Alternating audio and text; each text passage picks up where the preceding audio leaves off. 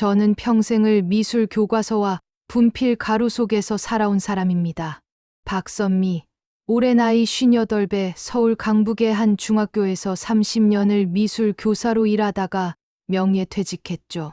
사람들은 제게 선생님이라는 호칭을 붙여 불렀지만 정작 제 인생에서 가장 중요한 선택의 순간에는 아무도 가르쳐 주지 않더군요.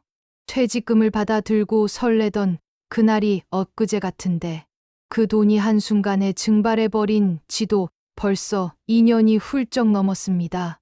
남편 최광수가 지인 소개로 만난 사람한테 투자한다며 가져간 돈이 전부 사기였거든요. 그 사람은 이미 해외로 달아났고 저희 부부에게 남은 건 빚더미뿐이었습니다. 서울에서는 더 이상 버틸 수가 없었습니다. 아파트 전세금까지 날아가면서 전전긍긍하다가 결국 짐을 싸서 경주로 내려왔죠. 제가 대학 다니던 시절 자취했던 곳이라 조금은 익숙한 동네였거든요. 광수는 경주에서 택시 운전을 시작했고 저는 그나마 미술을 전공했던 게 도움이 되어 작은 골동품 가게에 취직했습니다. 가게 주인 할아버지가 연세가 많으셔서 골동품 감정이나 간단한 복원 작업을 맡아달라고 하시더라고요. 월급은 적었지만 당장 먹고 살 길이 필요했으니 감사하게 받아들였습니다. 서울에서 학부모들 눈치 보며 애들 가르치던 제가 이제는 낡은 도자기 조각을 붙이며 하루하루를 근근히 버티고 있는 신세가 됐습니다. 처음 몇 달은 정말 힘들었습니다. 밤마다 잠이 안 와서 뒤척이다 보면 서울 아파트에서 지내던 날들이 떠올라 눈물이 났죠. 그때는 불평불만이 많았는데 돌이켜보니 그게 얼마나 평온한 일상이었는지 뼈저리게 느꼈습니다. 광수도 매일 피곤한 얼굴로 돌아와서는 말수가 줄어들었고 우리 부부 사이에는 보이지 않는 벽이 생겨버렸습니다. 서로를 원망하지 않으려 애쓰지만 가끔 식탁에 마주 앉아 있으면 서먹한 침묵만 흐르곤 했죠. 빛 독촉 전화가 올 때마다 가슴이 철렁 내려앉았고 길거리에서 아는 사람이라도 마주칠까봐 고개를 숙이고 다니는 게 버릇이 됐습니다. 미술 교사 박선미는 이미 죽고 그저 하루하루 연명하는 50대 아줌마만 남은 기분이었습니다. 그러던 어느 가을날이었습니다. 가게에 낯선 남자가 찾아왔는데 나이는 40대 중반쯤 돼 보이고 정장 차림에 깔끔한 인상이더군요. 명함을 내밀며 자기 이름이 이철호라고 소개했습니다. 서울에서 골동품 중개업을 한다면서 경주, 외곽에 있는 오래된 폐가를 정리해야 하는데 전문가가 필요하다는 겁니다. 집주인이 돌아가시면서 유품 정리를 의뢰받았는데 그 안에 골동품이 꽤 있을 것 같으니 감정 좀 해달라고 하더라고요. 가게 주인 할아버지는 몸이 불편하셔서 저보고 다녀오라고 하셨습니다. 일당은 평소보다 2배를 주겠다고 해서 솔직히 마음이 동했죠. 요즘 같은 때 그 돈이 얼마나 절실한지 아시겠어요? 이철호의 명함을 받아드는데 손가락 끝이 미세하게 떨렸습니다. 서울에서 사기를 당한 이후로 사람을 대할 때마다 본능적으로 경계부터 하게 되더라고요. 하지만 이 사람은 뭔가 달라 보였습니다. 말투도 정중했고 눈빛도 진지했거든요.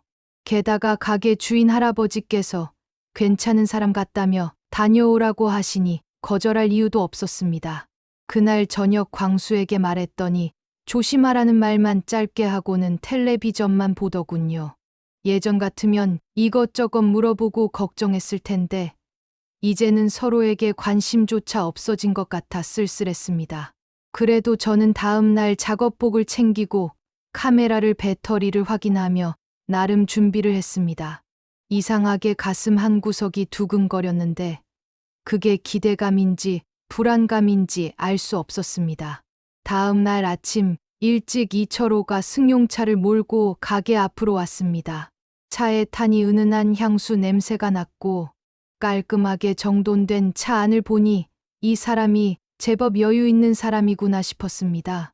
경주 시내를 벗어나 한참을 달려 외곽 산자락으로 들어가는데 길이 점점 좁아지고 인적도 드물어지더군요. 이철호는 운전하면서 이런저런 이야기를 했습니다. 자기가 이 일을 한 지 15년 됐다느니 경주에는 아직도 숨겨진 보물이 많다느니 하는 말들이었죠. 저는 대충 맞장구를 치면서도 창밖 풍경만 바라봤습니다. 단풍이 물든 산이 참 아름다웠지만 왠지 모르게 쓸쓸한 기분이 들었습니다. 1시간쯤 달렸을까요? 차가 멈춘 곳은 정말 외진 곳이었습니다.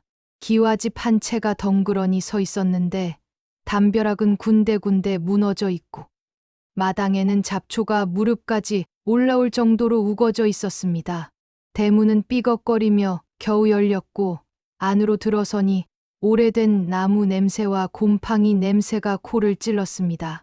이철호는 이 집이 일제강점기 때 지어진 거라며 최소한 100년은 된 건물이라고 설명했습니다. 원래 주인이었던 최 씨 성을 가진 양반 집안 후손이 최근에 돌아가셨는데 자식들이 다 서울에 살면서 이 집을 처분하려 한다는 얘기였죠. 저는 고개를 끄덕이며 집 안을 둘러봤습니다. 먼지가 수북이 쌓인 대청마루를 지나 안방으로 들어가니 낡은 장롱과 함께 도자기 몇 점이 놓여 있더군요. 제 눈에 제일 먼저 들어온 건 모서리에 놓인 백자 항아리였습니다. 먼지를 털어내고 자세히 보니 선이 참 고왔습니다. 조선 후기 작품으로 보였는데 상태도 괜찮았죠. 이철호에게 이건 값어치가 좀 나갈 것 같다고 말하니 그가 만족스러운 표정을 지었습니다.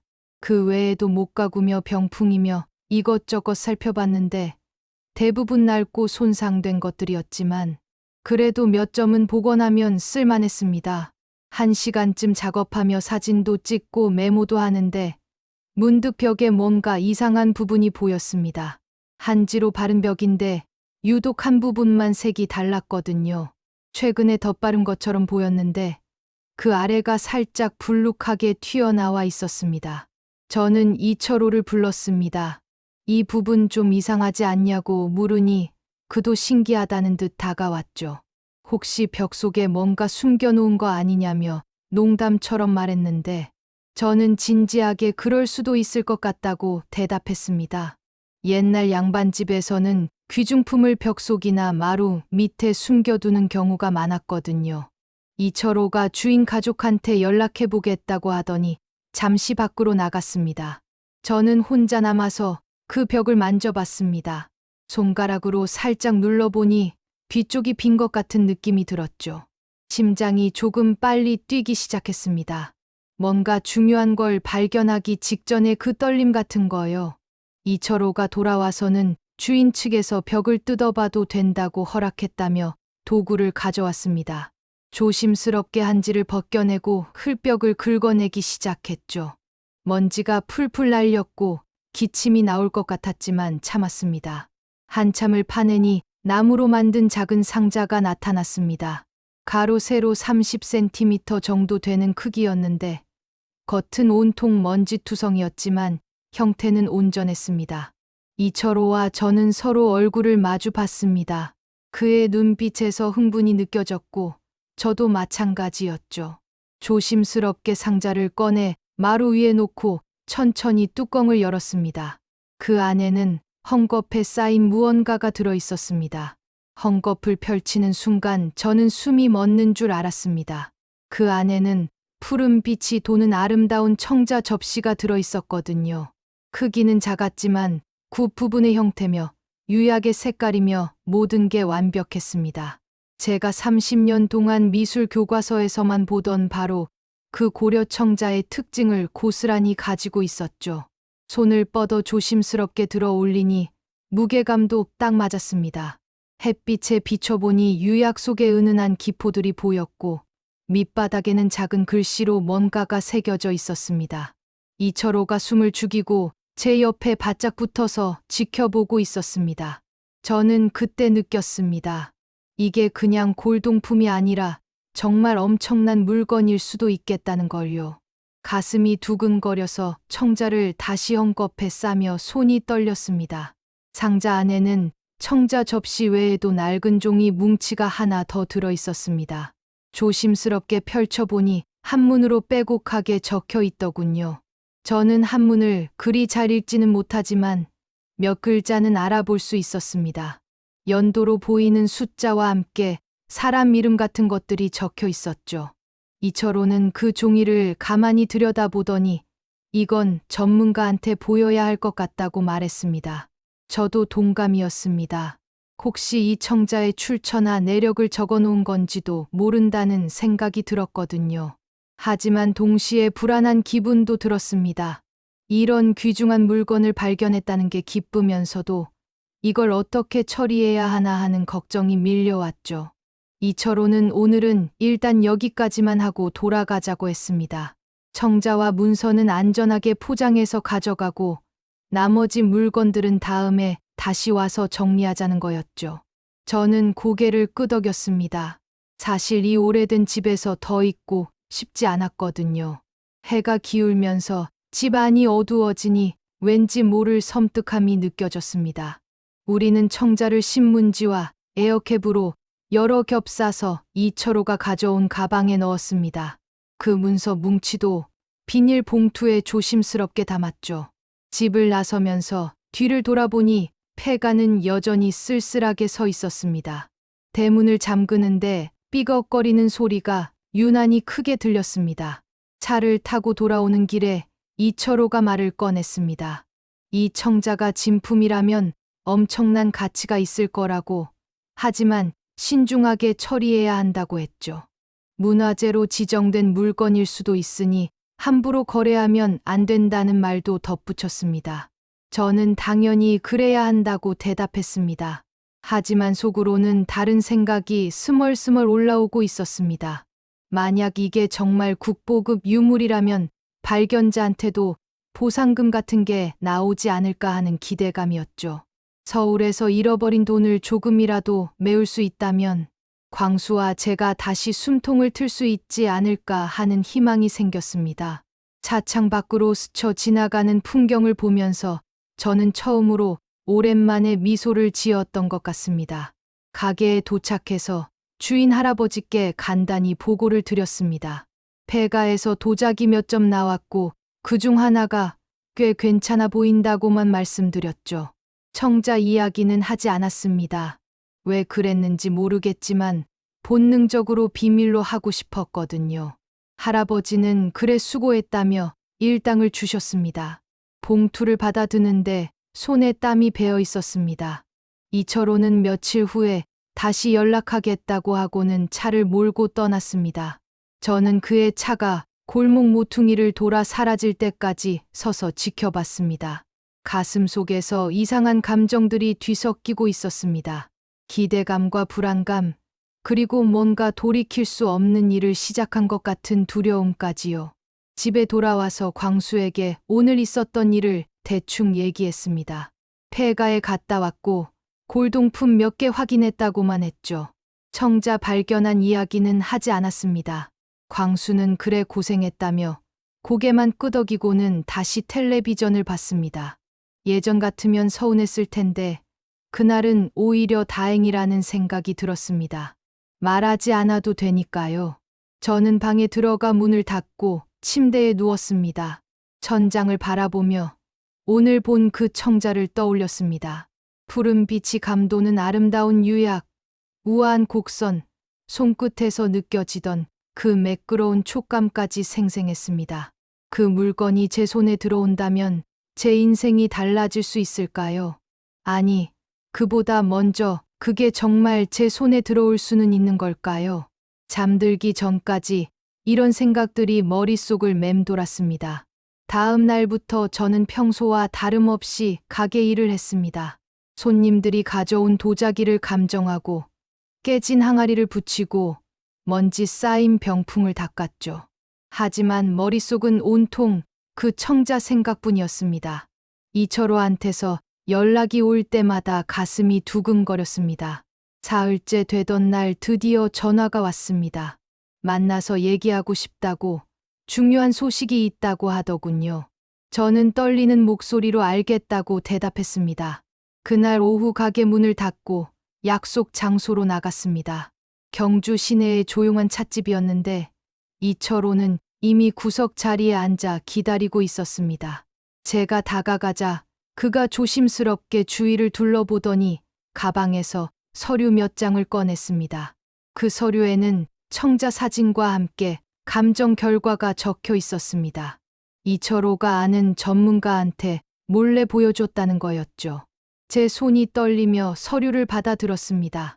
한 줄 한 줄 읽어 내려가는데 눈앞이 아찔해지는 것 같았습니다. 고려 중기 제작 추정, 상감청자 기법, 보존 상태 최상급이라고 적혀 있었습니다. 예상 가치는 최소 3억 원에서 최대 10억 원이라는 문구를 보는 순간 숨이 막혔습니다.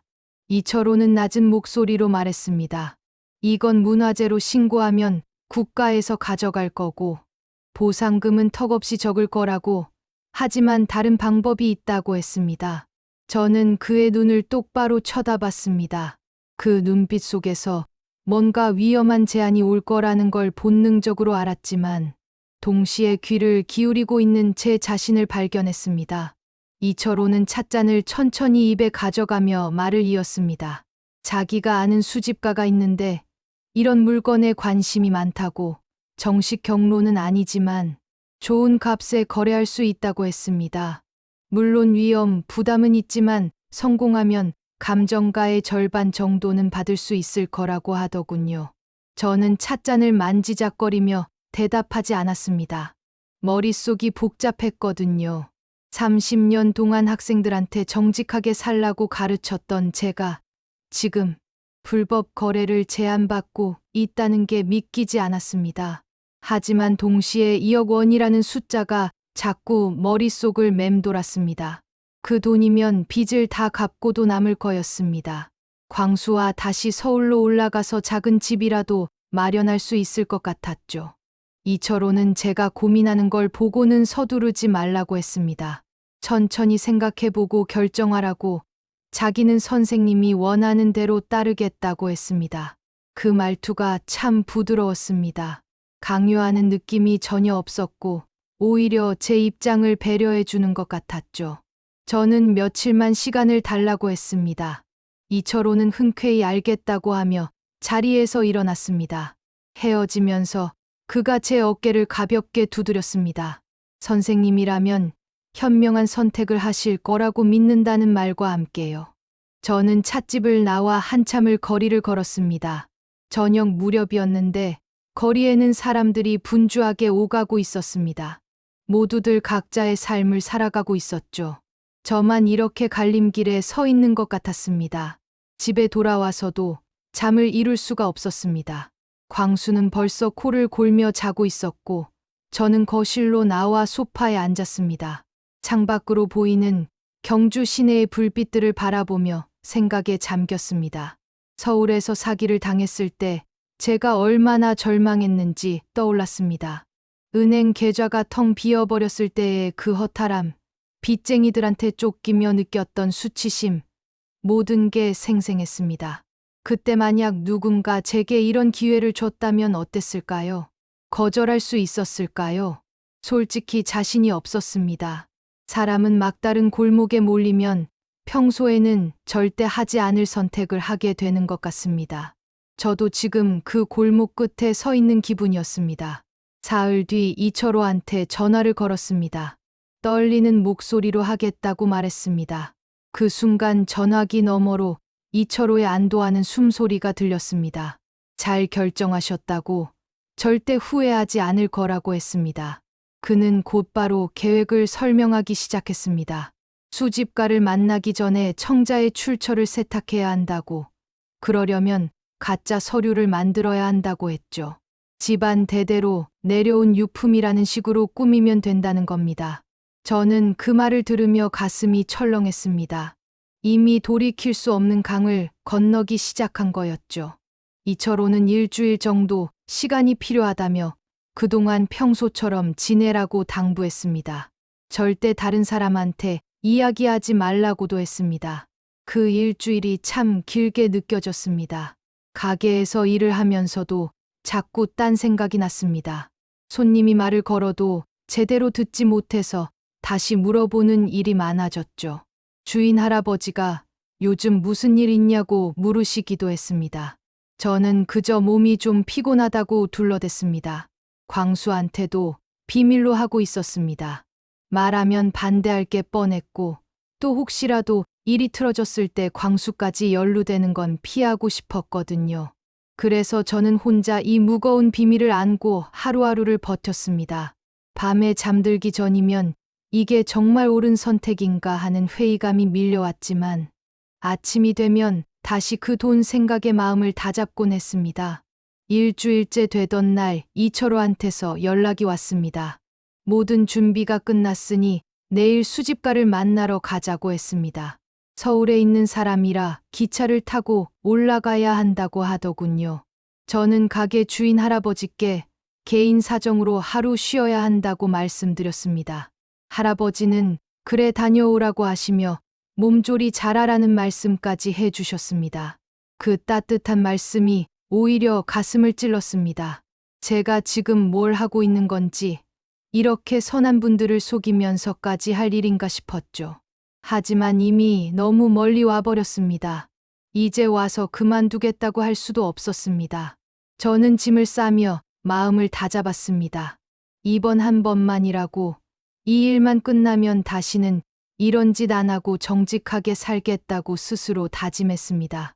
다음 날 아침 일찍 경주역에서 이철호를 만났습니다. 그는 깔끔한 정장 차림이었고 손에는 서류 가방을 들고 있었습니다. 그 가방 안에 청자가 들어있다는 걸 아는 건 우리 둘뿐이었죠. 기차를 타고 서울로 향하는 내내 저는 창밖만 바라봤습니다. 스쳐 지나가는 풍경들이 낯설게 느껴졌습니다. 2년 전에 떠났던 서울로 다시 돌아간다는 게 묘한 기분이었습니다. 그때는 빈털터리로 도망치듯 내려왔는데 이번에는 몇억 원짜리 보물을 들고 올라간다니 아이러니했죠. 이철호는 옆에서 조용히 책을 읽고 있었습니다. 태연해 보였지만 가끔 손가락으로 가방 손잡이를 만지작거리는 걸 보니 그도 긴장하고 있는 것 같았습니다. 서울역에 도착했을 때 저는 심호흡을 크게 했습니다. 이제 돌아갈 수 없는 다리를 건너는 순간이 왔습니다. 서울역에서 내려 택시를 탔습니다. 이철호가 기사님께 주소를 알려주는데 강남 쪽이더군요. 차창 밖으로 보이는 서울 풍경이 낯설면서도 익숙했습니다. 2년 전까지만 해도 매일 보던 거리였는데 지금은 마치 다른 나라에 온 것처럼 느껴졌죠. 고층 빌딩들 사이로 사람들이 바쁘게 오가는 모습을 보니 가슴 한편이 아려왔습니다. 저도 한때는 저렇게 당당하게 서울 거리를 걸었었는데 말입니다. 택시가 멈춘 곳은 조용한 주택가였습니다. 담벼락이 높은 2층 집 앞에서 내렸는데 대문부터가 예사롭지 않아 보였습니다. 고급스러운 나무 문에 노쇠 손잡이가 달려 있었거든요. 이철호가 초인종을 누르자 곧 여자 목소리가 들렸습니다. 잠시 후 대문이 열리고 50대로 보이는 여자가 나왔습니다. 정갈한 한복 차림이었는데 표정은 무척 차갑더군요. 우리를 위아래로 훑어보더니 들어오라는 손짓을 했습니다. 마당을 지나 현관으로 들어가니 실내도 고풍스럽게 꾸며져 있었습니다. 골동품들이 여기저기 놓여 있었는데 하나같이 값비싼 물건들로 보였죠. 거실로 안내를 받았는데 소파에 70대쯤 돼 보이는 남자가 앉아 있었습니다. 흰머리에 안경을 쓴 그 사람이 바로 수집가 최동진이라고 이철호가 소개했습니다.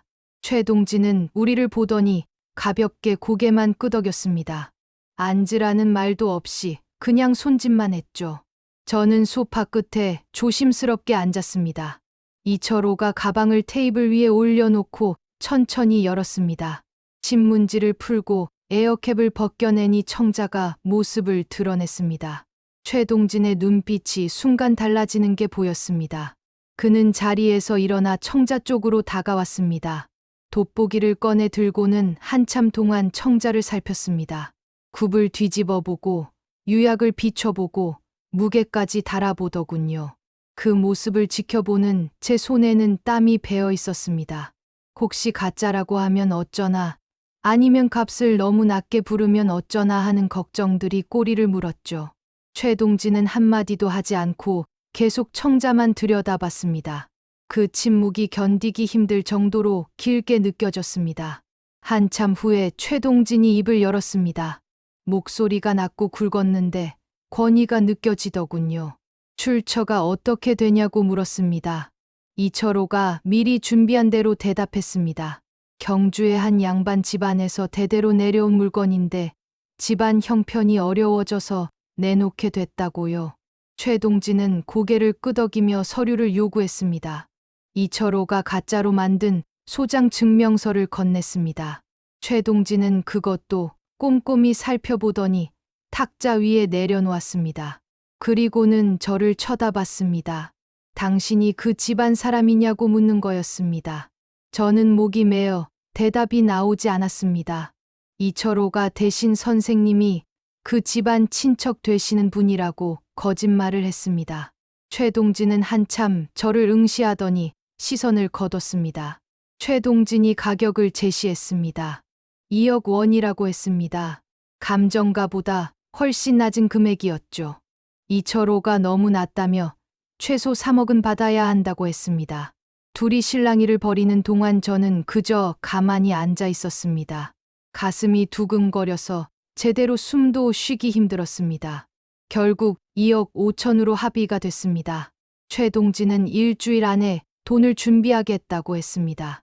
그 사이에 청자는 자기가 보관하겠다고 하더군요. 이철호가 난색을 표했지만 최동진은 단호했습니다. 물건을 먼저 맡기지 않으면 거래는 없다는 투였죠. 결국 우리는 청자를 두고 나올 수밖에 없었습니다. 집을 나서면서 뒤돌아보니 최동진이 창문 너머로 우리를 지켜보고 있었습니다. 그 시선이 왠지 불길하게 느껴졌습니다. 택시를 타고 서울역으로 돌아오는 길에 이철호가 말했습니다. 일주일만 기다리면 된다고, 돈을 받으면 절반씩 나누자고 했습니다. 저는 고개를 끄덕였지만 찝찝한 기분을 떨칠 수 없었습니다. 최동진이라는 사람이 믿을 만한 사람인지 확신이 서지 않았거든요. 청자를 두고 온 것도 마음에 걸렸습니다. 혹시 도망가는 건 아닐까? 아니면 경찰에 신고하는 건 아닐까 하는 불안감이 계속 따라다녔죠.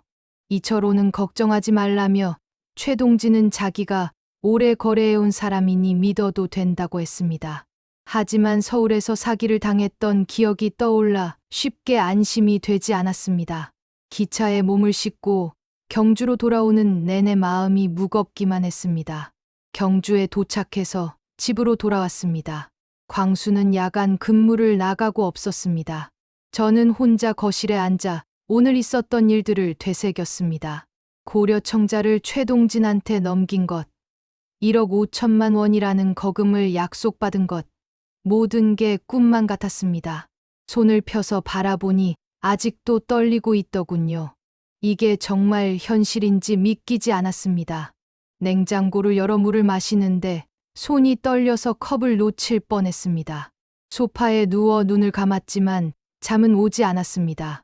최동진의 차가운 눈빛, 그가 청자를 들여다보던 탐욕스러운 표정, 모든 게 선명하게 떠올랐습니다. 과연 일주일 후에 정말 돈을 받을 수 있을까요? 아니면 또다시 사기를 당하는 건 아닐까요? 불안한 마음에 뜬 눈으로 밤을 지새웠습니다. 일주일을 기다리는 게 이렇게 고통스러울 줄 몰랐습니다. 매일 아침 눈을 뜨면 제일 먼저 휴대폰을 확인했습니다. 이철호한테서 연락이 왔나 보려고요. 하지만 며칠이 지나도 아무 소식이 없었습니다. 가게에서 일을 하면서도 집중이 안 됐습니다. 도자기를 닦다가 깨뜨릴 뻔한 적도 있었고, 손님 말을 듣다가 멍하니 있어서 다시 물어보는 일도 많았죠. 주인 할아버지가 요즘 많이 피곤해 보인다며 쉬라고 하셨지만 저는 괜찮다고 했습니다. 집에 가면 더 불안해질 것 같았거든요. 일이라도 해야 정신을 붙들 수 있었습니다. 밤에는 광수 몰래 인터넷으로 골동품 불법 거래 관련 기사들을 찾아봤습니다. 적발되면 징역형을 살 수도 있다는 내용을 보고는 식은땀이 났습니다. 사흘째 되던 날 이철호한테서 전화가 왔습니다. 가슴이 철렁했습니다. 혹시 나쁜 소식은 아닐까 걱정하며 전화를 받았죠. 이철호 목소리가 평소와 달리 긴장되어 있었습니다. 최동진한테서 연락이 왔는데 청자를 다시 한번 전문가한테 감정받고 싶다고 한답니다. 혹시 복제품은 아닌지 확인하고 싶다는 거였죠. 저는 당황했습니다. 처음 감정할 때 진품이라고 했잖냐고 물었습니다. 이철호도 그렇다며 최동진이 너무 신중한 것 같다고 했습니다. 며칠만 더 기다려달라고 하더군요. 저는 알겠다고 대답했지만 불안감이 커졌습니다. 혹시 최동진이 의심하고 있는 건 아닐까? 아니면 값을 깎으려고 트집을 잡는 건 아닐까? 온갖 생각이 들었습니다. 그날 밤 광수와 저녁을 먹다가 광수가 이상한 말을 했습니다. 요즘 택시 타는 손님 중에 경주에 골동품 조사 나온 사람들이 많다는 거였습니다. 문화재청에서 나왔다는 사람들도 있고 경찰 쪽 사람도 봤다고 하더군요. 제 손에 들린 숟가락이 덜컥 떨어질 뻔했습니다. 왜 그러냐고 광수가 물어서 저는 아무것도 아니라며 얼버무렸습니다. 하지만 가슴은 미친 듯이 뛰고 있었습니다. 혹시 그 폐가에서 청자를 가져간 게 벌써 알려진 건 아닐까? 누군가 신고를 한 건 아닐까 하는 공포가 밀려왔죠. 밥맛이 뚝 떨어져서 그만 먹겠다고 하고 방으로 들어갔습니다. 광수는 이상하다는 표정으로 저를 쳐다봤지만 더 묻지는 않았습니다. 다음 날 가게에 출근했는데 주인 할아버지 표정이 심상치 않았습니다. 선미야 잠깐 이리 와보라고 하시더군요.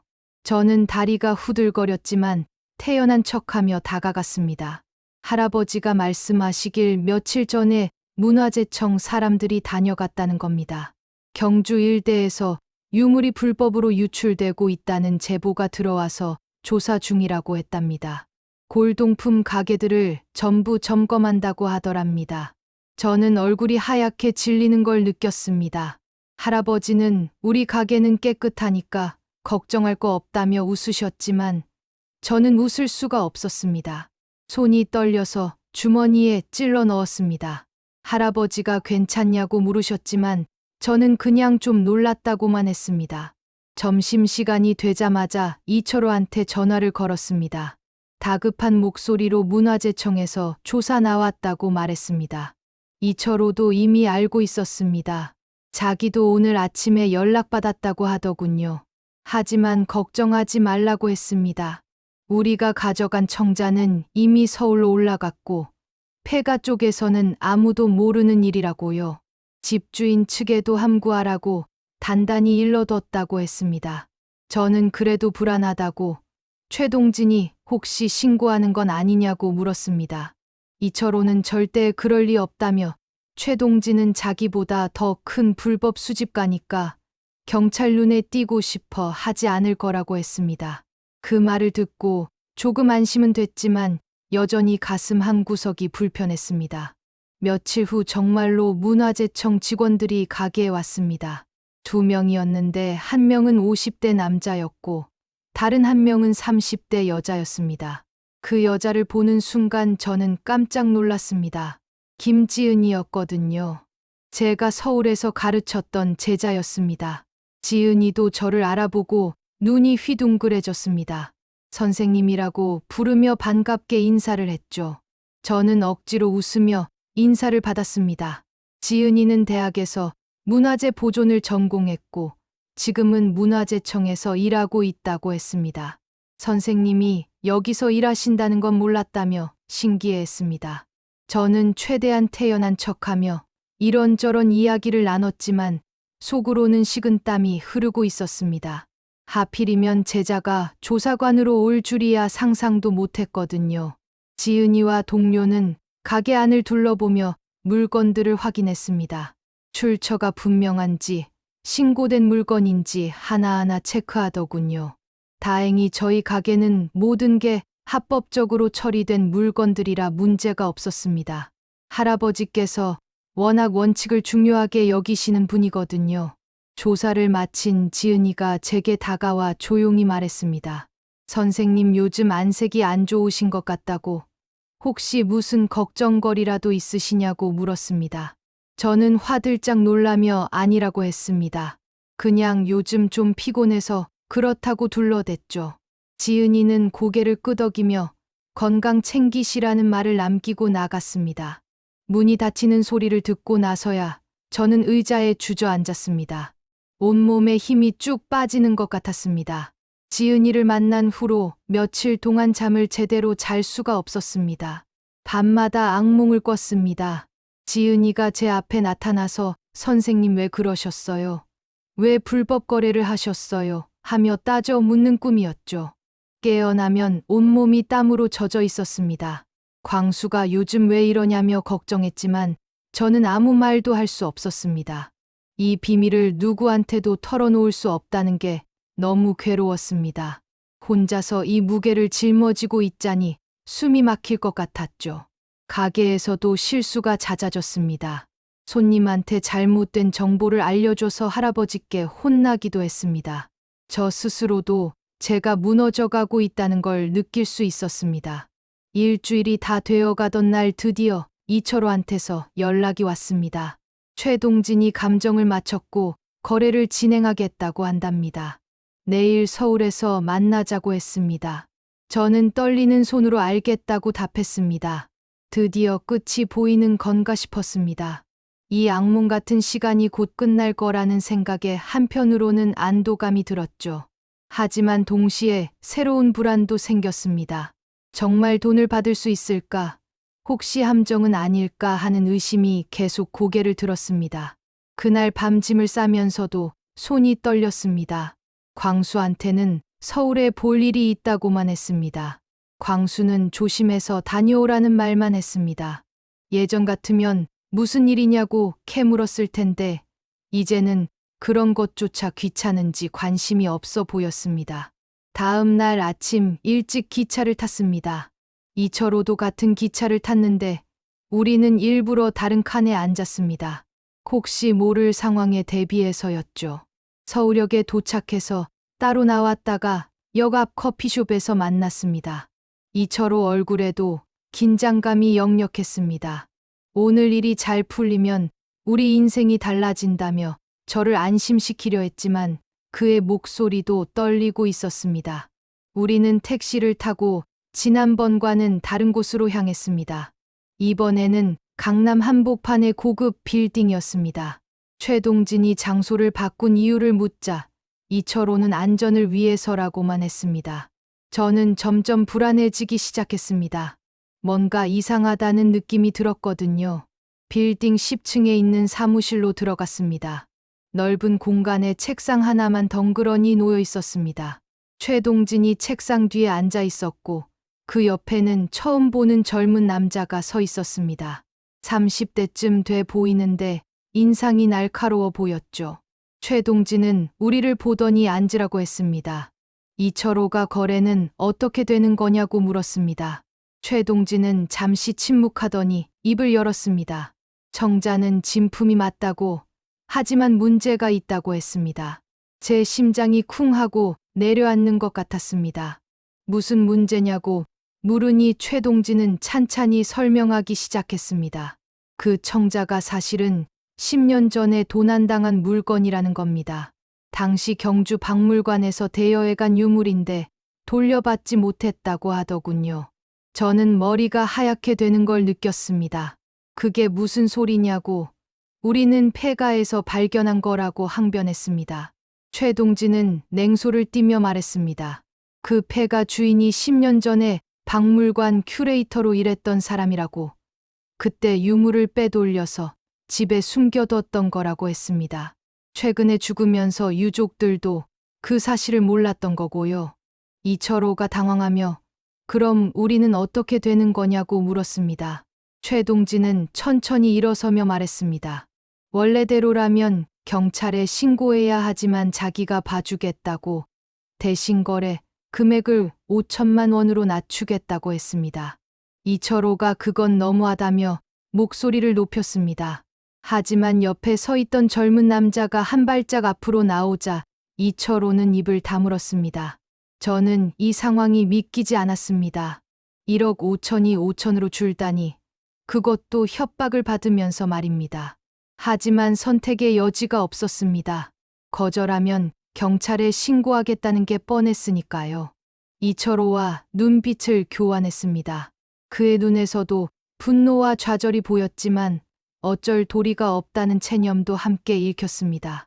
결국 우리는 고개를 끄덕였습니다. 최동진은 만족스러운 표정으로 수표를 꺼냈습니다. 5천만 원짜리 수표였습니다.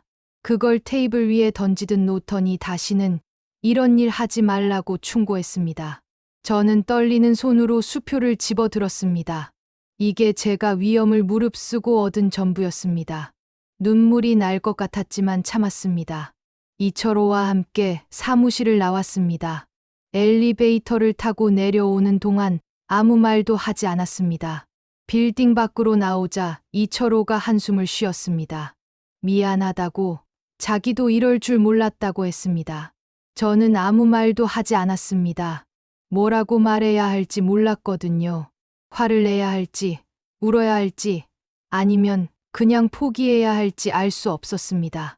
이철호가 수표를 반으로 나누자고 했습니다. 각자 2,500씩 가져가자는 거였죠. 저는 고개를 끄덕였습니다. 근처 은행에 들어가 수표를 현금으로 바꿨습니다.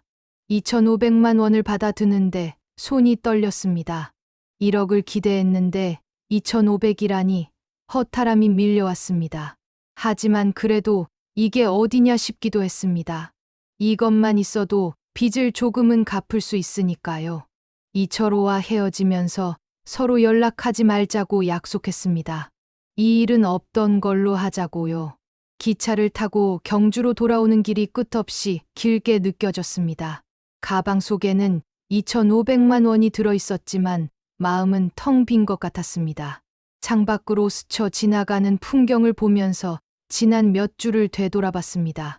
폐가에서 청자를 발견했을 때의 그 설렘, 1억이 넘는 돈을 받을 수 있다는 기대감, 그 모든 게 허상이었습니다. 결국 제가 얻은 건 원래 예상의 10분의 1도 안 되는 돈과 평생 지고 갈 죄책감 뿐이었죠. 서울에서 사기당했을 때도 이렇게 허무하지는 않았습니다. 그때는 억울하기라도 했는데 이번에는 제 잘못이니 누구를 원망할 수도 없었습니다. 한숨만 나왔습니다. 경주역에 도착해서 내렸을 때는 이미 밤이 깊어 있었습니다. 집에 도착하니 광수는 벌써 잠들어 있었습니다. 저는 조용히 방으로 들어가 가방을 열었습니다. 돈 뭉치를 꺼내 침대 위에 놓고 한참을 바라봤습니다. 이 돈을 어떻게 설명해야 하나 고민이 됐습니다. 광수한테 솔직하게 말할 수도 없고 그렇다고 숨기기에는 금액이 작지 않았죠. 결국 저는 돈을 옷장 깊숙한 곳에 숨겼습니다. 당분간은 혼자 간직하고 있다가 적절한 때에 조금씩 빚을 갚는 데 쓰기로 했습니다. 거울을 보니 제 얼굴이 말이 아니었습니다. 눈 밑에는 다크서클이 짙게 깔려 있고 뺨은 푹 꺼져 있었습니다. 30년 교직 생활하면서도 이렇게 초췌해 본 적이 없었는데 말입니다. 옷을 갈아입고 침대에 누웠지만 잠은 오지 않았습니다. 다음 날부터 일상으로 돌아가려고 노력했습니다. 가게에 출근해서 평소처럼 일을 했습니다. 하지만 마음 한구석이 계속 불편했습니다. 도자기를 만질 때마다 그 청자가 떠올랐고 손님들을 대할 때마다 혹시 제가 한 일을 알면 어떻게 생각할까 하는 두려움이 들었습니다. 특히 주인 할아버지를 볼 때마다 죄책감이 밀려왔습니다. 이렇게 선하고 정직한 분 밑에서 일하면서 저는 불법 거래를 했으니까요. 할아버지는 모르시겠지만 저는 이 사실을 평생 짊어지고 살아야 할 것 같았습니다. 점심시간에 혼자 앉아 밥을 먹는데 입맛이 없었습니다. 밥알을 씹어도 모래를 씹는 것처럼 느껴졌죠. 일주일쯤 지났을 때 이상한 일이 생기기 시작했습니다. 가게 앞에 낯선 차가 자주 서 있더니 안에서 누군가 저를 지켜보는 것 같았습니다. 처음에는 착각인가 싶었는데 며칠 연속으로 같은 차를 보니 분명했습니다. 누군가 저를 미행하고 있었던 겁니다. 가슴이 철렁했습니다. 혹시 경찰인가? 아니면 최동진 쪽 사람들인가 온갖 생각이 들었죠. 퇴근하고 집으로 가는 길에도 뒤를 자꾸 돌아보게 됐습니다. 그림자만 봐도 깜짝깜짝 놀랐습니다. 광수한테 말할까 하다가 관뒀습니다. 괜히 걱정만 끼칠 것 같았거든요. 밤에는 창문으로 밖을 내다보며 혹시 누가 서 있지는 않은가 확인하는 게 습관이 됐습니다. 그러던 어느 날 가게에 지은이가 다시 찾아왔습니다. 혼자 왔는데 공식적인 방문은 아니라고 했습니다. 그냥 선생님 뵙고 싶어서 들렀다며 웃었죠. 저는 어색하게 웃으며 차라도 한잔 하자고 했습니다. 가게 뒤편 작은 공간에서 커피를 마시면서 이런저런 이야기를 나눴습니다. 지은이는 요즘 일이 많다며 경주 일대 문화재 유출 사건 때문에 바쁘다고 했습니다. 제 손이 저도 모르게 떨렸습니다. 지은이가 그걸 눈치챘는지 선생님 괜찮으세요? 하고 물었습니다. 저는 괜찮다며 요즘 좀 피곤해서 그렇다고 둘러댔습니다. 지은이는 고개를 끄덕이더니 조심스럽게 말을 꺼냈습니다. 선생님 혹시 최근에 특이한 유물 본 적 없으세요? 하고 물었습니다. 제 심장이 멎는 줄 알았습니다. 왜 그러냐고 되묻자 지은이는 10년 전에 도난당한 고려 청자를 찾고 있다고 했습니다. 최근에 그 청자가 암시장에 나왔다는 제보가 있었는데 출처를 추적하던 중 경주 쪽이 의심된다는 겁니다. 저는 최대한 태연한 척하며 아니 그런 건 못 봤다고 말했습니다. 지은이는 제 눈을 똑바로 쳐다봤습니다. 그 시선이 뭔가를 꿰뚫어 보는 것 같아서 식은땀이 났습니다. 잠시 침묵이 흐른 후 지은이가 말했습니다. 선생님 혹시 무슨 일에 휘말리신 거 아니에요? 하고 물었습니다. 저는 고개를 저었습니다. 아니라고 그냥 요즘 개인적으로 힘든 일이 있어서 그렇다고만 했습니다. 지은이는 한참을 저를 바라보더니 알겠다며 일어섰습니다. 하지만 가면서 한마디 더 했습니다. 선생님 혹시 도움이 필요하시면 언제든 연락하세요 하고요. 지은이가 떠난 후 저는 주저앉고 말았습니다. 다리에 힘이 풀려서 서 있을 수가 없었거든요. 지은이가 뭔가 눈치챈 것 같았습니다.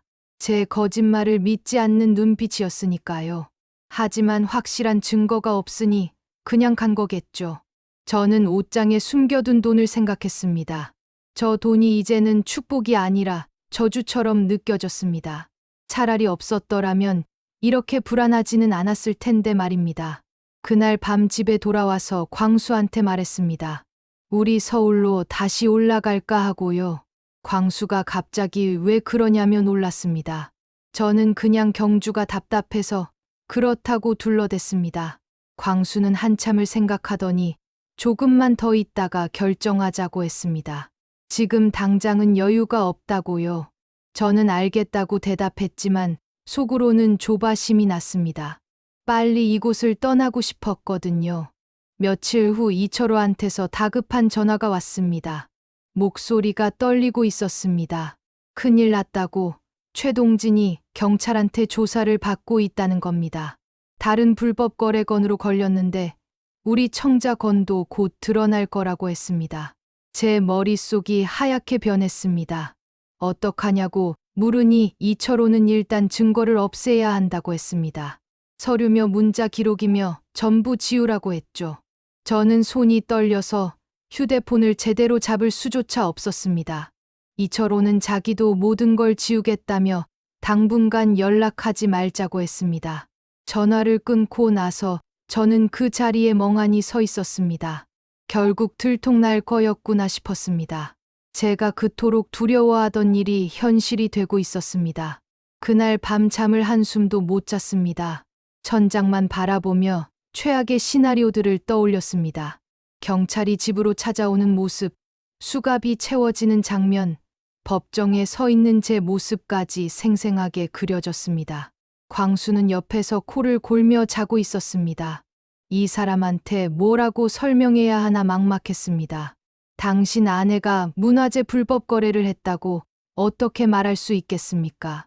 새벽녘이 되어서야 잠깐 눈을 붙였는데 곧 악몽에 시달렸습니다. 지은이가 경찰복을 입고 나타나 선생님 왜 그러셨어요 하며 우는 꿈이었습니다. 식은땀을 흘리며 깨어났을 때 동이 트고 있었습니다. 거울을 보니 제 얼굴은 귀신처럼 창백했습니다. 가게에 출근했지만 일이 손에 잡히지 않았습니다. 도자기 하나를 닦다가 떨어뜨려서 깨뜨렸습니다. 할아버지가 깜짝 놀라 달려오셨습니다. 괜찮냐고, 다친 데는 없냐고 물으셨죠. 저는 죄송하다고 연신 사과했습니다. 할아버지는 물건보다 사람이 중요하다며 저를 의자에 앉히셨습니다. 얼굴이 너무 안 좋으니 병원에 가보는 게 어떻겠냐고 하셨습니다. 저는 괜찮다고 했지만 할아버지는 오늘은 일찍 들어가서 쉬라고 하셨습니다. 저는 고맙다고 인사하고 가게를 나왔습니다. 집으로 가는 길에 다리가 후들거렸습니다. 골목을 돌아서는데 또 그 낯선 차가 보였습니다. 이번에는 차에서 내린 남자가 저를 똑바로 쳐다보고 있었습니다. 저는 숨이 막혀서 뛰기 시작했습니다. 집에 도착해서 문을 잠그고 커튼을 쳤습니다. 숨을 헐떡이며 소파에 주저앉았습니다. 온몸이 땀으로 젖어 있었습니다. 휴대폰이 울렸습니다. 모르는 번호였습니다. 받을까 말까 망설이다가 받았습니다. 낯선 남자 목소리가 들렸습니다. 박선미 선생님이시죠? 하고 물었습니다.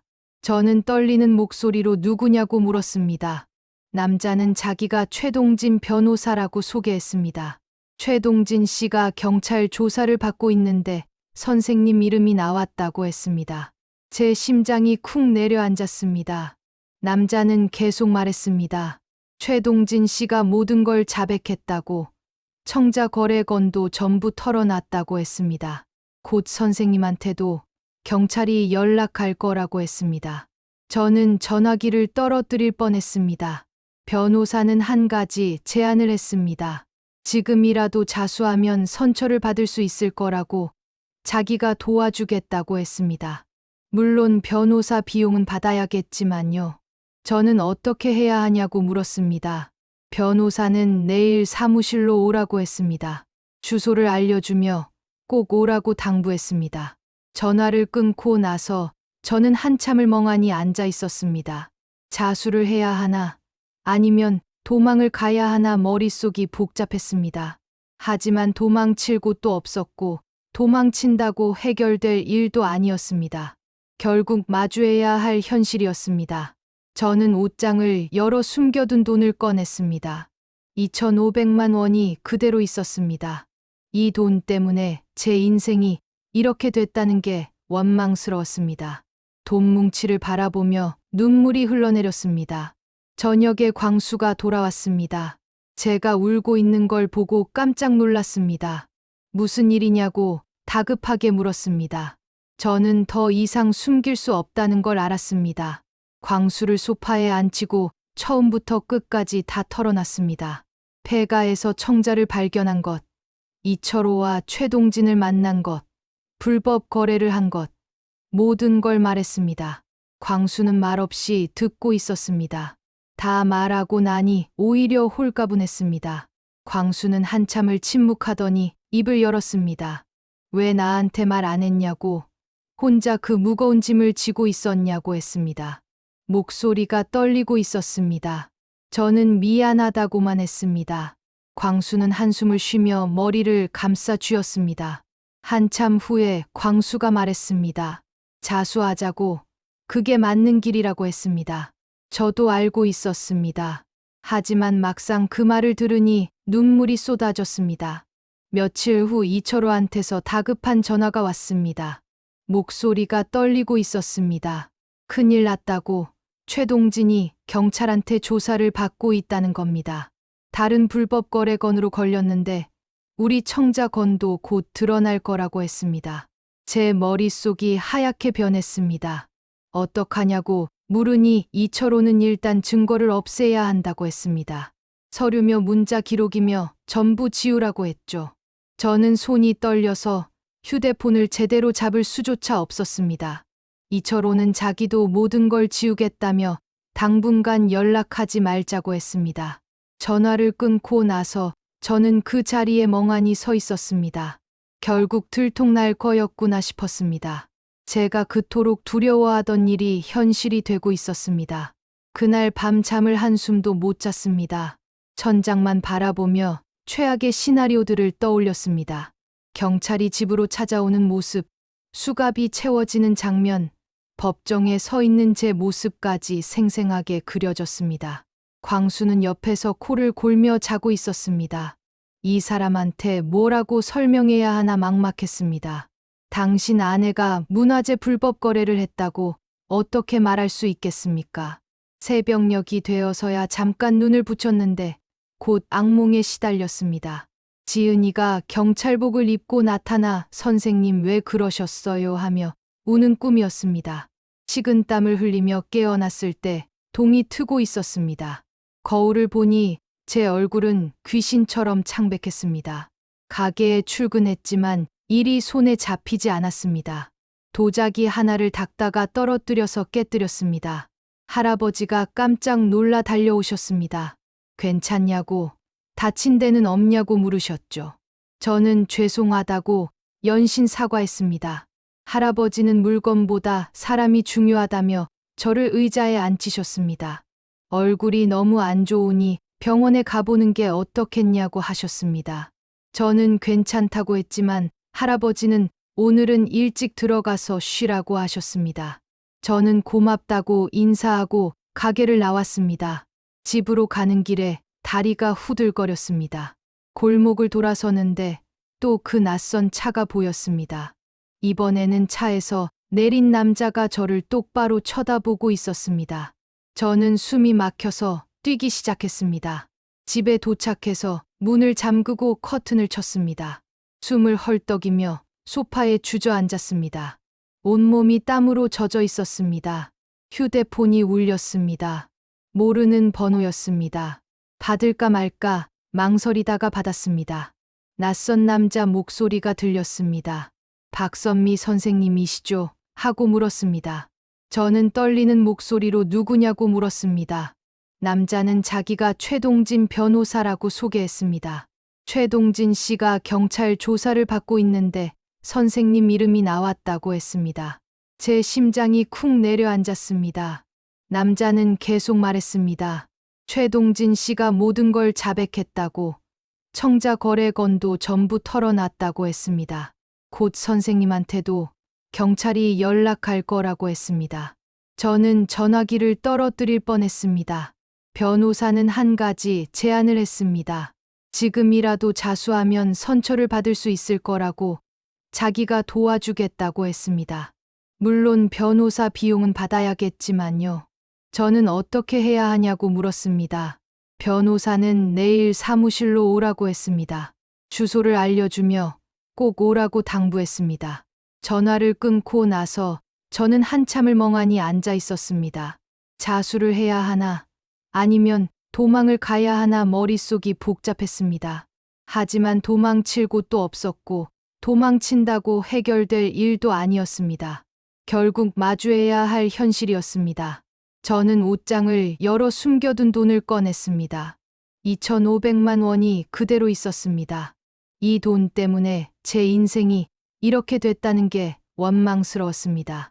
돈 뭉치를 바라보며 눈물이 흘러내렸습니다. 저녁에 광수가 돌아왔습니다. 제가 울고 있는 걸 보고 깜짝 놀랐습니다. 무슨 일이냐고 다급하게 물었습니다. 저는 더 이상 숨길 수 없다는 걸 알았습니다. 광수를 소파에 앉히고 처음부터 끝까지 다 털어놨습니다. 폐가에서 청자를 발견한 것, 이철호와 최동진을 만난 것, 불법 거래를 한 것, 모든 걸 말했습니다. 광수는 말없이 듣고 있었습니다. 다 말하고 나니 오히려 홀가분했습니다. 광수는 한참을 침묵하더니 입을 열었습니다. 왜 나한테 말 안 했냐고, 혼자 그 무거운 짐을 지고 있었냐고 했습니다. 목소리가 떨리고 있었습니다. 저는 미안하다고만 했습니다. 광수는 한숨을 쉬며 머리를 감싸 쥐었습니다. 한참 후에 광수가 말했습니다. 자수하자고, 그게 맞는 길이라고 했습니다. 저도 알고 있었습니다. 하지만 막상 그 말을 들으니 눈물이 쏟아졌습니다. 다음 날 아침 변호사 사무실로 가기 전에 주인 할아버지께 찾아갔습니다. 가게 문을 열고 들어가니 할아버지가 반갑게 맞아주셨습니다. 좀 나아졌냐고 물으시며 걱정하셨죠. 저는 할아버지 앞에 무릎을 꿇었습니다.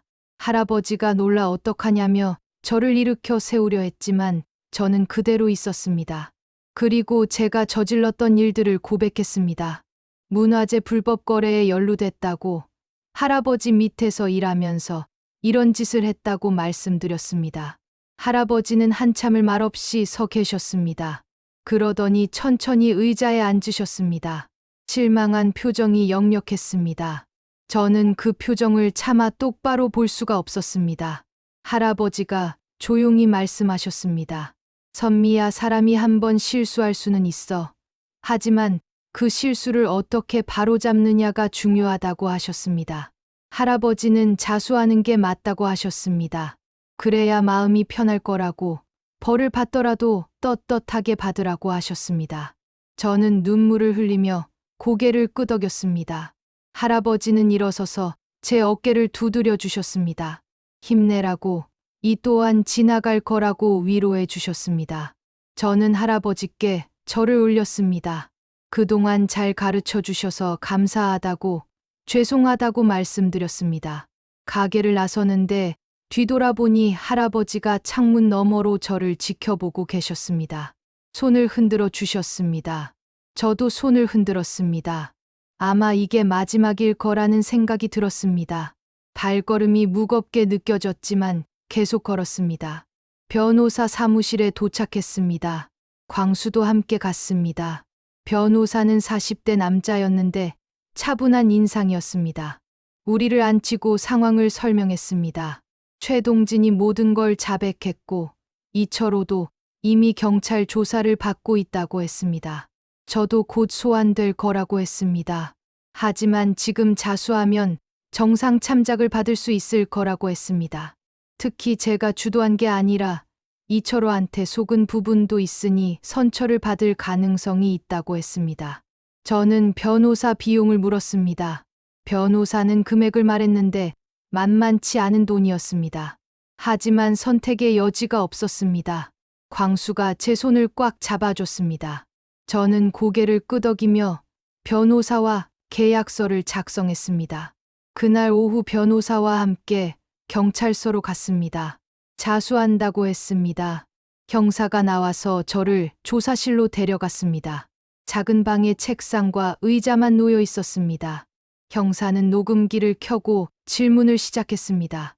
언제 청자를 발견했는지, 누구와 거래했는지, 얼마를 받았는지 하나하나 물어봤습니다. 저는 숨기지 않고 다 대답했습니다.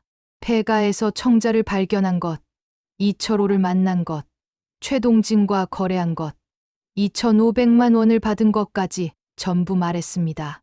형사는 꼼꼼하게 기록했습니다. 조사가 끝나고 나니 몇 시간이 흘러 있었습니다.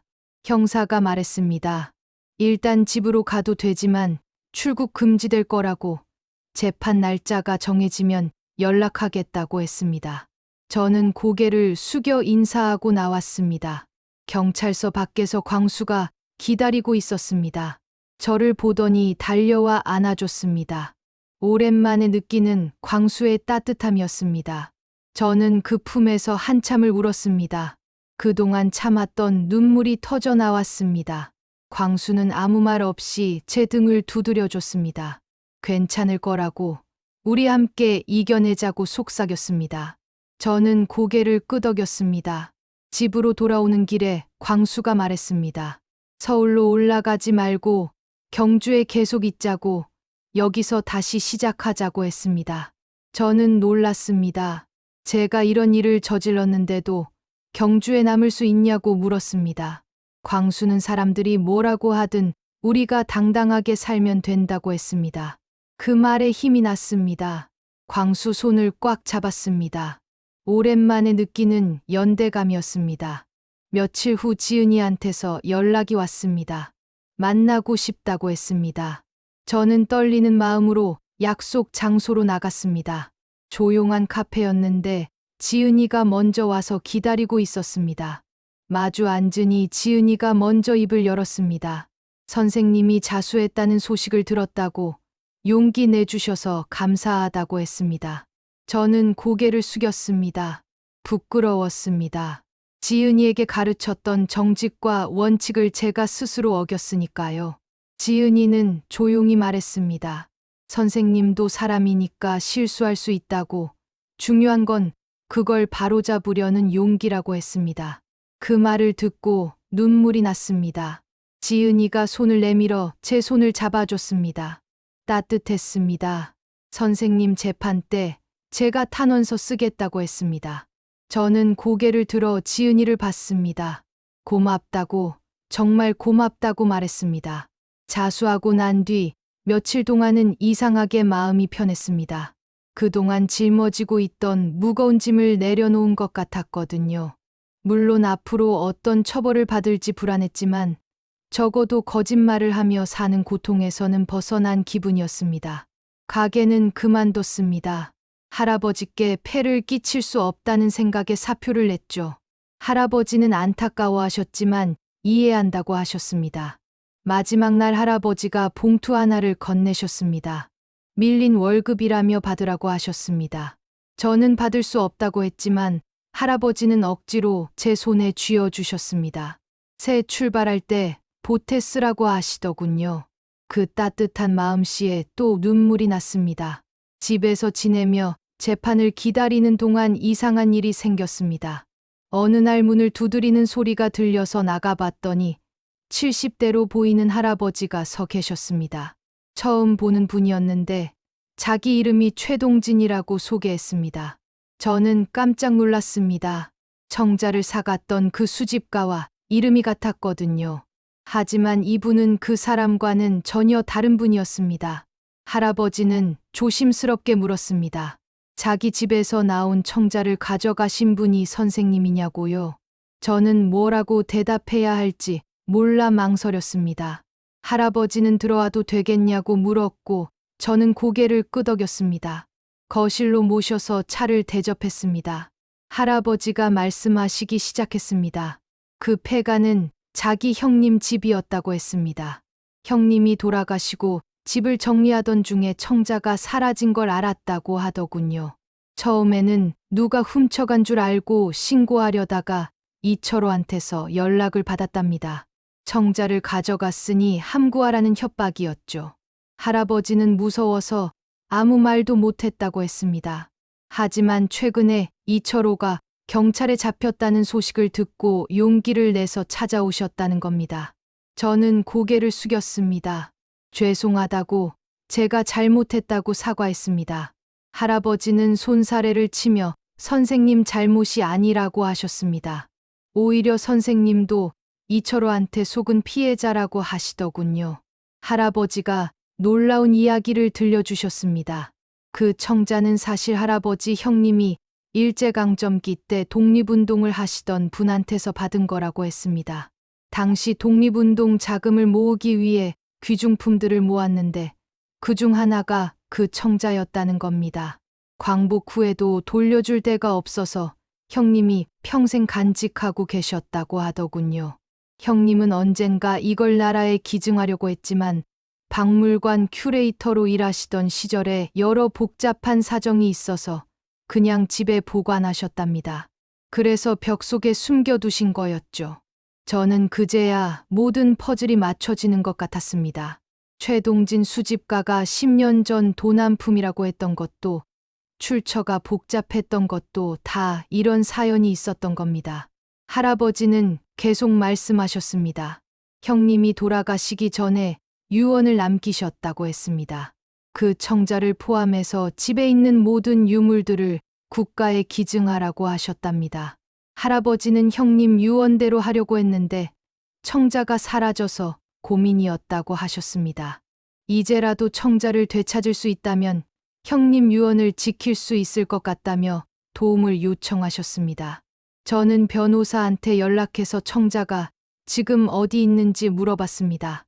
변호사가 확인해 보니 경찰이 최동진 수집가한테서 압수했다고 했습니다. 증거물로 보관 중이라는 거였죠. 저는 할아버지께 그 사실을 말씀드리고 재판 후에 청자를 돌려받아서 국가에 기증할 수 있게 도와드리겠다고 약속했습니다. 할아버지는 고맙다며 제 손을 꽉 잡으셨습니다. 할아버지가 돌아가신 후 저는 변호사를 만나러 갔습니다. 할아버지한테 들은 이야기를 전부 말씀드렸습니다. 청자의 진짜 출처와 독립운동 자금이었다는 사실, 원주인이 국가 기증을 원한다는 것까지요. 변호사는 이게 중요한 정보라며 재판에서 유리하게 작용할 수 있다고 했습니다. 제가 개인적인 이익을 위해 청자를 가져간 게 아니라 복잡한 상황에 휘말린 것이고, 게다가 지금은 원주인과 협력해서 국가에 기증하려 한다는 점이 선처의 근거가 될 수 있다는 겁니다. 저는 그냥 할아버지, 형님의 유언을 지켜드리고 싶을 뿐이라고 했습니다. 변호사는 그 마음이 중요하다며 재판 준비를 열심히 하자고 했습니다. 저는 고개를 끄덕였습니다. 이제는 정말 제대로 된 일을 하고 싶었습니다. 며칠 후 재판 날짜가 잡혔다는 연락을 받았습니다. 한 달 후였습니다. 그 한 달 동안 저는 최동진 할아버지와 자주 만났습니다. 할아버지는 형님에 대한 이야기를 많이 들려주셨습니다. 형님이 얼마나 나라를 사랑했는지, 광복 후에도 어떻게 문화재를 지키려 애썼는지 말씀해 주셨죠. 그 이야기를 들으며 저는 제가 얼마나 무지했는지 깨달았습니다. 청자를 단순히 돈으로만 봤던 제 자신이 부끄러웠습니다. 그 안에 담긴 역사와 사람들의 희생을 생각하지 못했던 겁니다. 할아버지는 선생님은 나쁜 사람이 아니라고 위로해 주셨습니다. 그저 힘든 시기에 잘못된 선택을 했을 뿐이라고요. 그 말씀에 눈물이 났습니다. 할아버지한테 약속했습니다. 재판이 끝나면 반드시 청자를 되찾아서 국가에 기증하겠다고요. 재판 전날 밤잠을 설쳤습니다. 내일이면 법정에 서게 된다는 게 실감이 났습니다. 광수는 옆에서 자고 있었지만 저는 천장만 바라봤습니다. 서울에서 사기를 당했을 때보다 더 큰 시련이었습니다.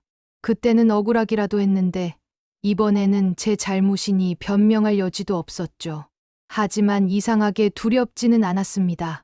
오히려 담담한 마음이었습니다. 제가 한 일에 대해 책임을 지는 거니까요. 새벽녘이 되어서야 잠깐 눈을 붙였습니다. 아침에 일어나 거울을 보니 얼굴이 많이 수척해져 있었습니다. 하지만 눈빛만큼은 예전보다 더 또렷한 것 같았습니다. 검은색 정장을 꺼내 입고 머리를 단정하게 묶었습니다. 광수도 양복을 차려입었습니다. 우리는 손을 맞잡고 집을 나섰습니다. 법원에 도착하니 변호사가 먼저 와서 기다리고 있었습니다. 마지막 조언을 해주셨습니다. 솔직하게 대답하고 반성하는 모습을 보이라고 하셨죠. 저는 알겠다고 했습니다. 법정으로 들어가는데 다리가 떨렸습니다. 방청석에는 광수와 최동진 할아버지가 앉아 계셨습니다. 그리고 놀랍게도 지은이도 와 있었습니다. 주인 할아버지도 보였습니다. 제가 저지른 일에도 불구하고 이렇게 와주신 분들을 보니 눈시울이 뜨거워졌습니다. 판사님이 입장하시고 재판이 시작됐습니다. 검사가 기소 내용을 낭독했습니다.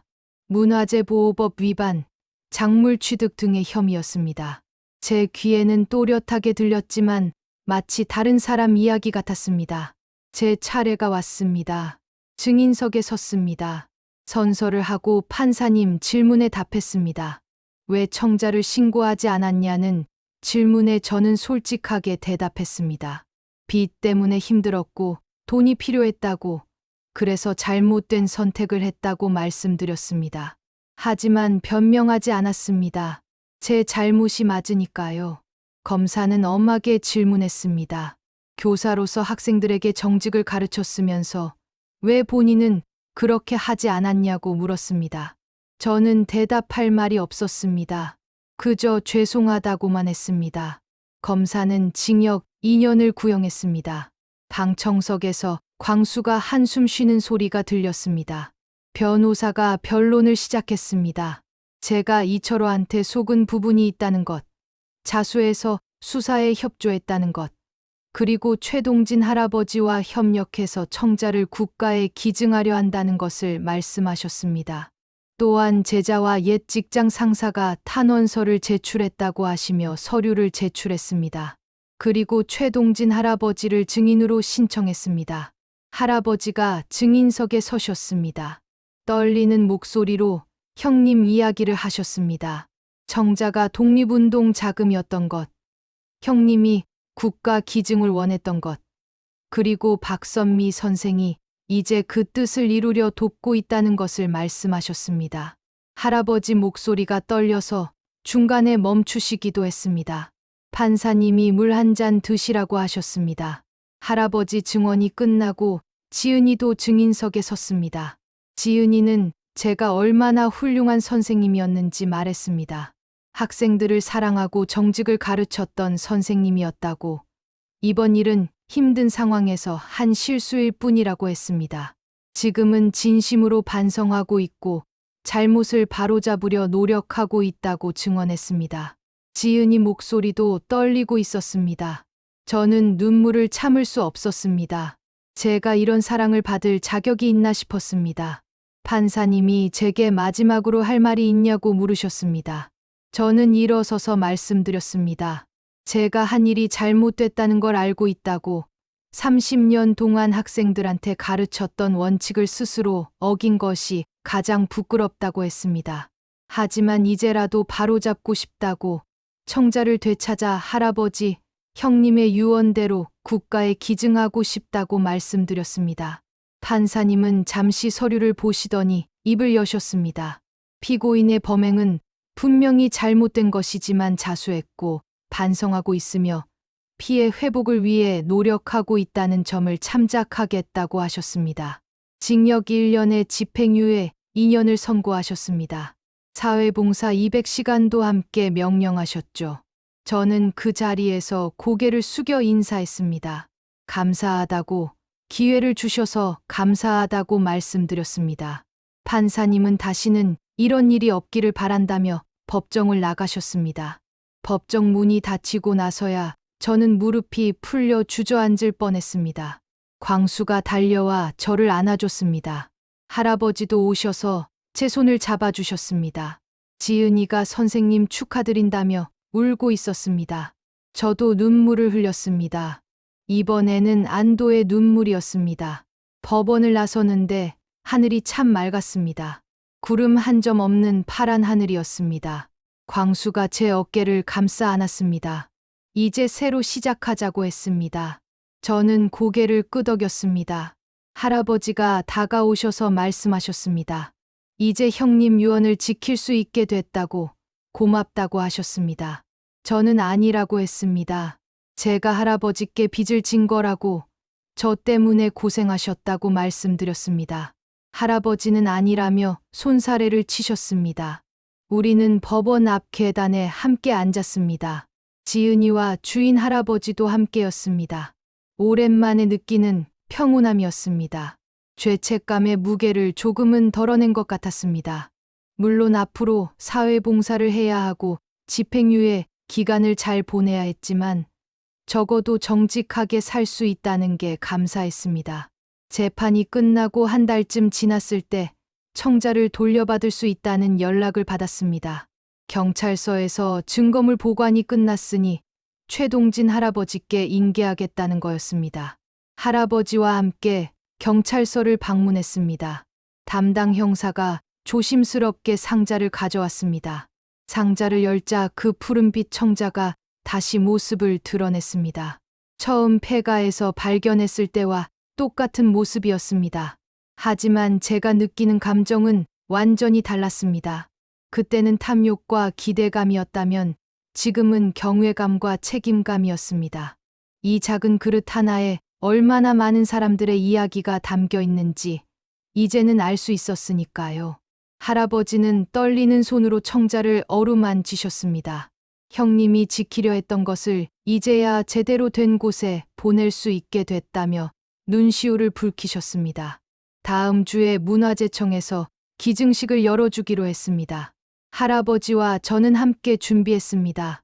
할아버지는 형님에 대한 자료들을 모으셨고 저는 청자를 발견했던 경위를 정리했습니다. 기증식 날 아침 긴장되는 마음으로 일어났습니다. 광수가 옆에서 잘할 거라며 격려해줬습니다. 검은색 한복을 꺼내 입었습니다. 30년 전 교사 임용식 때 입었던 한복이었는데 오랜만에 꺼내니 감회가 새로웠습니다. 그때도 떨렸지만 오늘만큼은 아니었던 것 같습니다. 문화재청 건물 앞에 도착하니 생각보다 많은 사람들이 모여 있었습니다. 기자들도 몇 명 보였습니다. 할아버지도 정장을 갖춰 입고 오셨는데 표정이 엄숙하셨습니다. 행사장으로 들어가니 단상에 청자가 전시되어 있었습니다. 조명을 받은 청자는 더욱 아름답게 빛나고 있었습니다. 문화재청장님이 나오셔서 인사말을 하셨습니다.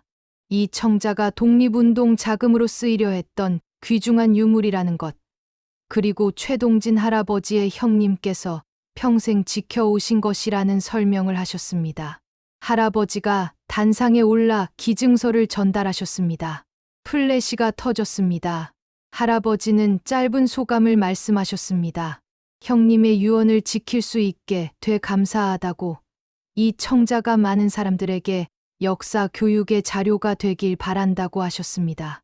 박수가 터져 나왔습니다. 저도 박수를 쳤습니다. 눈가가 뜨거워졌습니다. 청장님이 저를 앞으로 불렀습니다. 청자를 발견한 사람으로서 한마디 해달라는 거였습니다. 저는 떨리는 다리로 단상에 올랐습니다. 마이크 앞에 서니 수많은 사람들이 저를 쳐다보고 있었습니다. 저는 심호흡을 하고 입을 열었습니다. 제가 처음 이 청자를 발견했을 때는 그저 돈으로만 봤다고 솔직하게 말했습니다. 힘든 상황에서 잘못된 선택을 했고, 그로 인해 많은 분들께 피해를 드렸다고 했습니다. 하지만 최동진 할아버지를 만나면서 이 청자에 담긴 진짜 가치를 알게 됐다고, 돈이 아니라 역사이고 사람들의 희생이라는 걸 배웠다고 말했습니다. 앞으로 남은 인생은 제가 저질렀던 잘못을 바로잡으며 살겠다고 약속했습니다. 말을 마치고 고개를 숙여 인사했습니다. 잠시 침묵이 흐르더니 박수 소리가 들렸습니다. 행사가 끝나고 사람들이 하나둘 떠났습니다. 저는 청자 앞에 혼자 남아 한참을 바라봤습니다. 이 작은 그릇 때문에 제 인생이 완전히 뒤바뀌었습니다. 탐욕에 눈이 멀어 범죄자가 됐다가 다시 사람으로 돌아오는 과정을 겪었죠. 청자는 여전히 조용히 빛나고 있었습니다. 아무 말이 없었습니다. 지은이가 다가와 어깨를 두드렸습니다. 선생님 잘하셨다고, 자랑스럽다고 했습니다. 저는 고개를 저었습니다. 부끄러운 일인데 무슨 자랑이냐고 했습니다. 지은이는 아니라고 했습니다. 잘못을 인정하고 바로잡는 게 진짜 용기라고, 그게 선생님이 가르쳐 주셨던 진짜 교육이라고 했습니다. 저는 지은이를 꽉 안아줬습니다. 이런 제자를 뒀다는 게 감사했습니다. 문화재청을 나서는데 광수가 밖에서 기다리고 있었습니다. 행사장에는 들어오지 않고 밖에서 기다렸다고 했습니다. 왜 안 들어왔냐고 물으니 광수는 웃으며 대답했습니다. 당신 혼자 해야 할 일 같아서 그랬다고요. 저는 광수 손을 잡았습니다. 고맙다고, 옆에 있어줘서 고맙다고 했습니다. 광수도 제 손을 꽉 쥐었습니다. 우리는 걸으면서 이야기를 나눴습니다.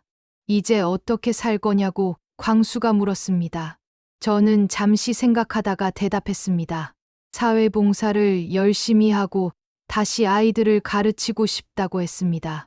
정식 교사는 못 되겠지만 방과 후 미술 선생님이라도 하고 싶다고요. 광수는 좋은 생각이라며 응원해주겠다고 했습니다. 집으로 돌아오는 길에 경주 거리가 새롭게 보였습니다. 2년 전 서울에서 도망치듯 내려왔을 때는 이곳이 유배지처럼 느껴졌습니다. 하지만 지금은 달랐습니다. 여기서 제가 무너졌고 다시 일어났습니다. 최동진 할아버지를 만났고 지은이를 다시 만났습니다. 주인 할아버지의 따뜻함도 느꼈고요. 이곳이 이제는 진짜 제 고향 같았습니다. 집 앞에 도착했을 때 광수가 말했습니다. 오늘 저녁은 자기가 해주겠다고요. 오랜만에 제대로 된 식사를 하자고 했습니다. 저는 웃으며 고개를 끄덕였습니다. 현관문을 열고 들어가는데 마음이 한결 가벼웠습니다. 여전히 빚은 남아있고 집행유예 기간도 조심해야 하지만 적어도 제 자신을 똑바로 마주볼 수 있게 됐습니다. 저녁을 먹으며 광수와 미래 이야기를 했습니다. 빚을 천천히 갚아가면서 검소하게 살자고 서로 의지하며 지내자고 약속했습니다. 식사를 마치고 설거지를 하는데 휴대폰이 울렸습니다. 최동진 할아버지였습니다. 오늘 정말 고맙다며 인사를 하셨습니다. 형님도 하늘에서 기뻐하실 거라고 하시더군요. 저는 아니라고 했습니다. 제가 할아버지께 배운 게 더 많다고 덕분에 제 인생을 돌아볼 수 있었다고 말씀드렸습니다. 할아버지는 다음 주에 집으로 놀러 오라고 하셨습니다. 형님 이야기를 더 들려주시겠다고요. 저는 꼭 가겠다고 약속했습니다. 전화를 끊고 창밖을 바라봤습니다. 경주의 밤하늘에 별이 빛나고 있었습니다. 서울에서는 볼 수 없었던 별들이었습니다. 저는 그 별들을 보며 생각했습니다. 인생은 참 알 수 없는 것 같습니다. 바닥까지 떨어졌다고 생각했는데 거기서 다시 일어설 힘을 얻었으니까요. 청자는 이제 박물관에 있지만 그것이 제게 가르쳐준 교훈은 평생 가슴에 남을 것 같습니다. 탐욕이 아니라 진심으로 살아가는 것. 그게 진짜 가치 있는 삶이라는 걸 말입니다.